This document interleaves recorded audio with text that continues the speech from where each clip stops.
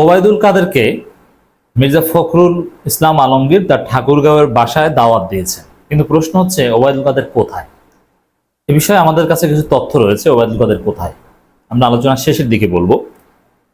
মির্জা ফখরুলের এই বক্তব্যটা জনগণের কাছে মোটামুটি সাড়া জাগিয়েছে। যেহেতু ওবায়দুল কাদের বলেছিলেন পালাবো না, পালাবো কোথায়, প্রয়োজনে মির্জা ফখরুলের ঠাকুরগাঁওয়ের বাসায় গিয়ে উঠবো, কি থাকতে দিবেন না। তো এই বিষয়টা কিন্তু এতদিন জনগণের কাছে ট্রলের একটা বিষয় ছিল। এটা দিয়ে অনেক মিম বানানো হয়েছে। ওবায়দুল কাদের সেই বক্তব্য ব্যাপকভাবে চলছিল, যেহেতু ওবায়দুল কাদের সাহেবরা পালিয়েছে।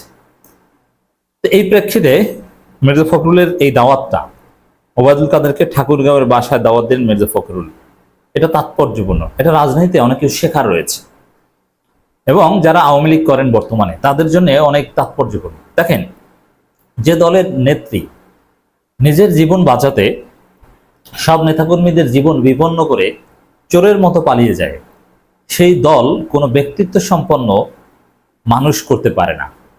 যেই দলের সাধারণ সম্পাদক এভাবে পালিয়ে যায়, কারো কোনো খোঁজ খবর রাখে না, চোরের মতো পালায়, একটা বিবৃতিও দেয় না। আচ্ছা, পালিয়ে পালিয়েও তো যেমন জাহাঙ্গীর কবির নানক, তিনি ভারতে গেছেন, ভারতে অলরেডি চলে গেছেন।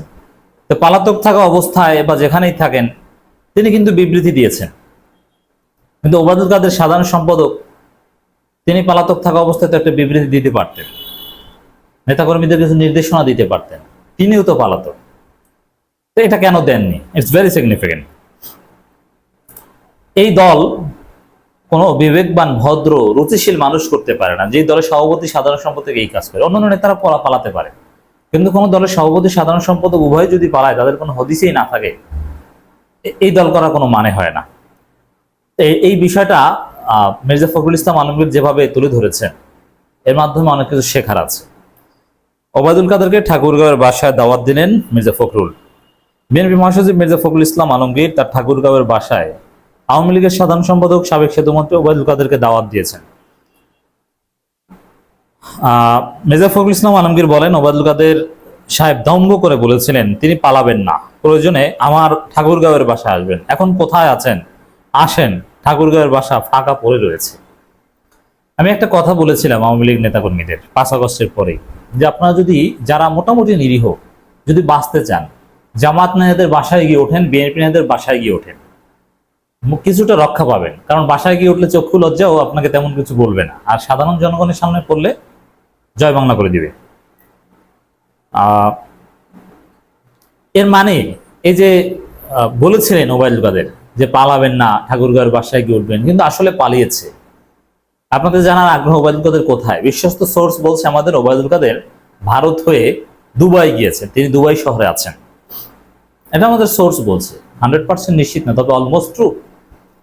এবং আরাফাত তিনিও পালিয়েছেন, বিপ্লব কুমারও পালিয়েছেন, কিন্তু হারুন পালাতে পারেননি। হারুন খুব অসুস্থ অবস্থায় আছেন, যে কোনো সময় হারুনকে প্রডিউস করা হবে। গ্রেপ্তার দেখানো হয়নি, কিন্তু পুলিশ বা সেনাবাহিনী চাইলেই তাকে গ্রেপ্তার করতে পারে। তবে এই ফখরুল, জাহাঙ্গীর কবির নানকও ভারতে আছেন। বর্ডার থেকে অবৈধভাবেই তারা সবাই পালিয়েছে, এবং ভারত সরকার এক্ষেত্রে সহায়তা করেছে। অবৈধ অনুপ্রবেশ তারা দেখেও না দেখার ভান ধরেছে, অথবা যারা এভাবে গিয়েছে তাদেরকে তো ধরে জেলে রাখার কথা। যারা ভিসা পাসপোর্ট দেখিয়ে বৈধভাবে ইমিগ্রেশন পার হওয়া ছাড়া গিয়েছে, তাদেরকে ধরা উচিত ভারতের আইন অনুযায়ী, কিন্তু ভারত কিছু বলছে না। দেখছেন ভারত কি নোংরা আচরণ করছে।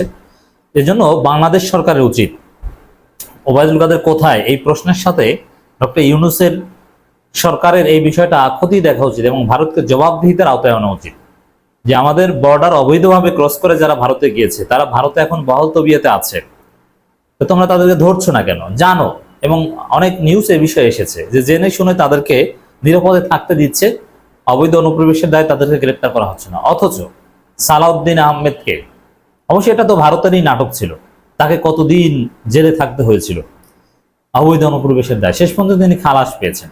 অথচ তাকে ভারত, বেনজির এরা মিলেই বর্ডার পার করে দিয়েছিল নির্যাতন করে। ওবায়দুল কাদের দুবাই আছেন, তিনি ঠাকুরগাঁওয়ের বাসায় কিভাবে আসবেন? তবে আসলে এটা ভালো হতো, আসলে ঠাকুরগাঁওয়ের বাসায় গেলে ওবায়দুল কাদের সম্মানিত হতেন, মামলা হতো, অনেক মামলার আসামি হয়তো এক পর্যায়ে জামিন পেতেন, এক পর্যায়ে তার যাবজ্জীবন বা মৃত্যুদণ্ড হতে পারে, কিন্তু ততদিনে ওবায়দুল কাদের হিরো হিসাবেই থাকতেন, ইতিহাসে স্থান পেতেন। কিন্তু ওবায়দুল কাদের পালিয়ে গিয়েছেন মানে ইতিহাস থেকে হারিয়ে গেলেন। ওবায়দুল কাদেরের সারা জীবন যে অর্জন তা ম্লান হয়ে গেল। মির্জা ফখরুল আরো বলেন, আজ আমরা মুক্ত বাংলাদেশে বাস করছি, কিন্তু মনে রাখবেন সেদিন পর্যন্ত এটি মুক্ত থাকবে যেদিন পর্যন্ত আমরা এটিকে স্বাধীনভাবে রাখতে পারবো। এই কথাগুলো খুবই ইম্পর্টেন্ট, স্বাধীনভাবে রাখতে হবে। দর্শক, আওয়ামী লীগের আরো কোন সিনিয়র নেতা কোথায় পালিয়েছে এগুলোর তালিকা আমরা ধীরে ধীরে সংগ্রহ করছি। একটা বড় অংশের তালিকা আমরা অলরেডি পেয়েছি।